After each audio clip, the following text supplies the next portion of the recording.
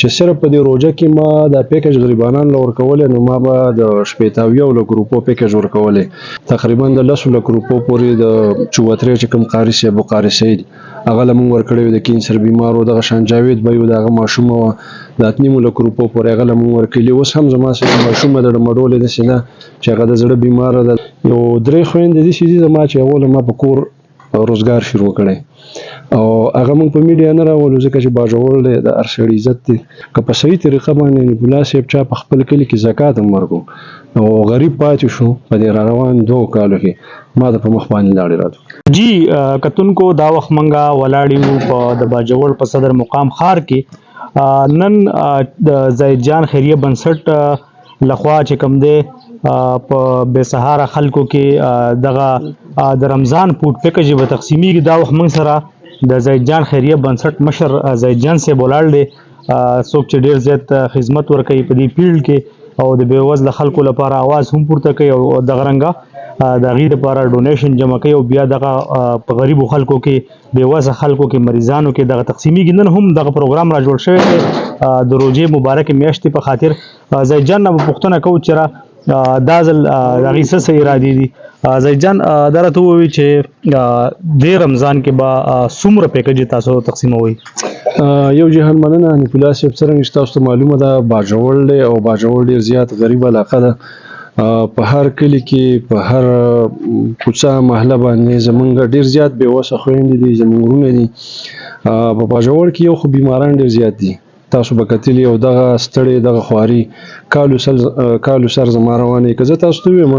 چې صرف په دې روژه کې ما دا پیکج غریبانان له ورکولې نو ما به د 80 لکو روپو پیکج ورکولې هغه زه لنډ مثالونه تاسو له درکوم اوس په تیر کال کې تقریبا د 10 لکو روپو پورې د چوترې چې کوم قاري صاحب او قاري سید هغه له موږ ورکړی د کینسر بیمارو دغه شان جاوید به یو دغه ماشوم و د 8 لکو روپو پورې هغه له موږ ورکړي اوس هم زما سره ماشوم د مډولې د سینه چې هغه د زړه بیمار ده د هغې علاج زما سره روان دی د اوسه پورې 50,000 روپۍ په هغې باندې ما لګولي داسې ډېر خلک دی که زه بیا تاسو ته ووایم په ګډکي کې بله ورځ یو زنانه وه نو هغې له ما 10,000 روپۍ او دغه شانته کې 11,000 روپو راشن مې وړو د باجوړ سکوټس هم هغه لپاره اوس د 15,000 روپو دغه شان د راشن منظوري ورکړې ده مقصد مې د خبرې دا دی چې زمونږ دغه ستړی چې دا کالو سر روانې په ربې خینو کوي چې ما ته څوک ټلیفون وکړي ما له بې خوب نه راځي اکثر روټۍ ته ناست یم ما ته ټلیفون وشي بله ورځ ما یو پوسټ هم کړی چې نور دا خیراتي کار پرېږدم وجه دا ده چې د دغه خلکو هغه درد او تکلیف چې دی هغه د برداشت نه بار دی ځکه چې موږ یې نو بیګا هم یو خورجان ټلیفون ما ته یو کس کړی د هغې خاوند ستاسو په دې صدیق آباد پاټک کې څوکیدار و 2 ښځې دي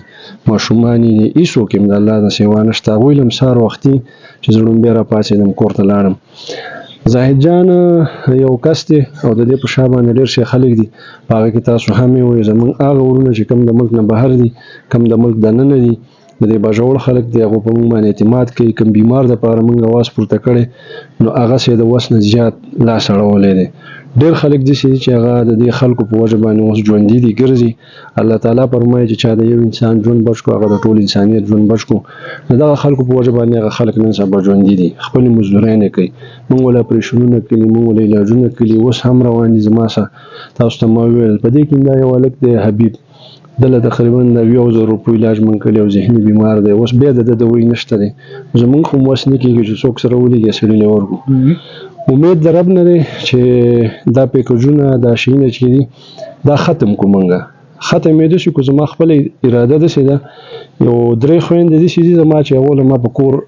روزګار شروع کړی او هغه موږ په میډیا نه راولو ځکه چې باجوړ دی د ارشد عزت دی اوس هم زما ډېر ښې خویندې ناستې دي دا به ټولې موږ نه راولو د یو به د بینر باندې خرچه کړې هغه مې خپله کړې ده نور دا خلک راسه په ځمکه ناست دي سټیج چې یا روټۍ ورکول دا پردۍ پیسې دي او زه وایم چې یاره په دې پیسو کې یوه پیسه داسې ده چې هغه پکې خرابه نه شي چې دا د خلکو ته ورسي 100 کسانو ته اوس موږ داسې دا پیکج ورکوو کوم چې ما راغوښتي دي دې پیکج کې څه دي په دې پیکج کې نبولا صاحب دا چاولې دي نن سبا په 3300 روپۍ تر وړه ده غوړي دي دغه هم په 1,000 روپۍ 900 روپۍ ډبه ده لوبیا ده پکې اوس په 550 روپۍ کیلو دي مالګه ده پکې کجوره ده پکې دغه شانته کې اچار دی پکې او دړۍ پکې چینی ده خپل وسم کړی دی چې ډیر نشي نو چې یو لس ورځې خو زمونږ په دې خویندو زمونږ په دې یتیمانانو بچو باندې ښې تېرې شي. نو الله پاک د رزق وعده کړې چېرته زه د ښار سړی چېرته هغه خور او د دې نه زه سهار په منډه کلی یم صرف پیلې چای مې څښلی او د هغې کور ته هغه هر څه خدای پاک ورسول پیسې مې ورته ورسولې. نو د رزق وعده خدای کړې ده. زما خپل خواهش دا دی چې دا خلک د دې سوال نه خلاص شي او دې ورته روزګارونه شروع کړو. د چا مشین یادې چې مشین ما یو 3 خویندو له شروع کړی خپلې کپړې ګډنې اوس سوال نه کوي سوال نه خلاص. کوشش به مې انشاءالله د اختر نه پس دی چې کومې خویندې روزګار شي کولی چې روزګار ورته شروع کړو. او یو پیغام دی خلکو له ورکوم او زمونږ دا محله ده په دې کې باچا بابو صاحب دا ټول پکې مونږ څه نه څه وس کېږي. نو د دې نه شاته بار یو کس دی د هغه وس نه کېږي. که موږ دا ټول په کاسه کې تلکاري راخلو هغه وړو دا به سوال به نه کړي د هغه بچي به نه نر کېږي. نو ټول باجوړ ته مې دغه یو پیغام دی چې په خپل چاپېرچل کې په خپل ګاونډ کې چا له څه مال دی دغه خپل تیار رزق کې چې تاسو د ځان سره ملګري کوئ نو دا خلک به له سوال نه خلاص شي او د دې بچي چې دی هغه به ناره شپه درد وي زیجان چې ستاسو بنسټ چې کوم دی د کم قسمه خلکو سپورټ کوي. یو خو مطلب کونډه د یتیم د دین علاوه نور داسې څه دغه شته چې یا معذوره دی یا بل څه بېوسه دی؟ حنیف صاحب زما په پالیسۍ کې خو لومبی علاج دی چې کوم بیماران دي هغه تاسو ټول ته پته ده دا کوم څوک چې ما ګوري نو زیاتره ما د بیمارانو دپاره اواز پورته کړی دی. د هغه سره بیا د دې خلکو ماشومان دي هغه سکولونو ته لیږل دي او د دې خلکو روزګار شروع کول دي. اوس که زه تاسو ته ویم دا بعضې خویندې داسې دي چې هغه زه په سکرین نه راولم د هغوی کورونو ته هره میاشت زه پیسې ورکوم په دې شرط باندې چې د هغو ماشومان به تعلیم کوي او هغه تعلیمونه کوي الحمدلله. د مخکې ورځو کې یو ماشوم حفظ کړی بیا زه لاړم هار مې مولی واخیستو که نه نو ښه په پرده کې ښه په عزت باندې هغوی ته پیسې میلاویږي. نو ډېر داسې ماشومان الحمدلله زموږ څه شته دی چې په هغو باندې موږ تعلیمونه کوو. خو لومبی موږ د بیمار علاج دی وروسته د هغوی د رزق او د روزګار او یا د ماشوم تعلیم دی. که زه تاسو له مثالونه در کوم حنیف صاحب زموږ سره په ناوګۍ کې سراج نومې هلک و د یو کال نه پروت و هغه له په 1,30,000 روپۍ ما اپریشن وکړو او د 1,50,000 پورې له ما نغدې ورکړلې. بل د سلارزو یو قاري صاحب په دې پښتو کې دی راو هغه بالکل مړ کېدو ما وله په دې بازار کې په هسپتال کې 1,00,000 روپۍ د هغه ورځ پوره کړلې اپریشن مې وله کړی دی الحمدلله اوس بالکل ټیک ټاک دی. دغه شانته کې خان باچا نوم یې دی د باچا خان متشه هغه له مې چینچې اخیستې ده حکیم دی هغه له مې علاج کړی دی. اوس خپلو بچو له د هغه بچو پر هغه بازار کې هینډفرینې خرڅولې رام اوس د سکول ته هم کېنول. په دې یوسف آباد کې یو خور ده د هغې خاوند مړ دی 4 بچي دي هغه ما سکولونو ته داخل کړي هره میاشت ته پیسې میلاویږي. دغه شانته کې په ډیرکۍ کې دي په چوتره کې دي. نو زمونږ په ښار کې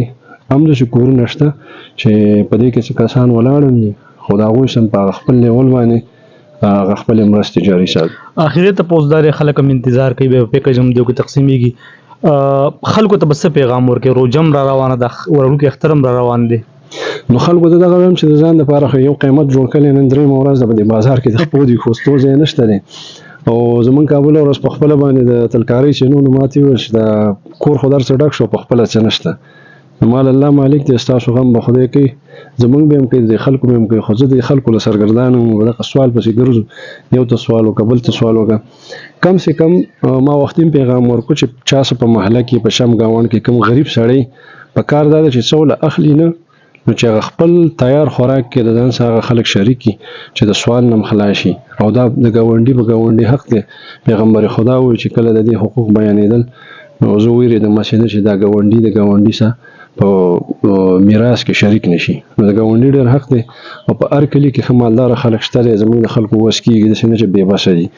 نو که تش دا زکات هم په صحیح طریقه ورکړي زه د ګرنټي درکوم لکه معمول ته وګوره د دنیا غټ غټ بارګینونه دي غټ غټ ګاډي دي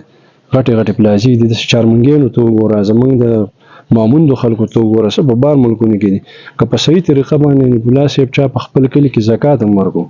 او غریب پاتې شو په دې را روان 2 کالو کې ما د په مخ باندې لاړې راځو. ډېره زیاته مننه ستاسو. شکریه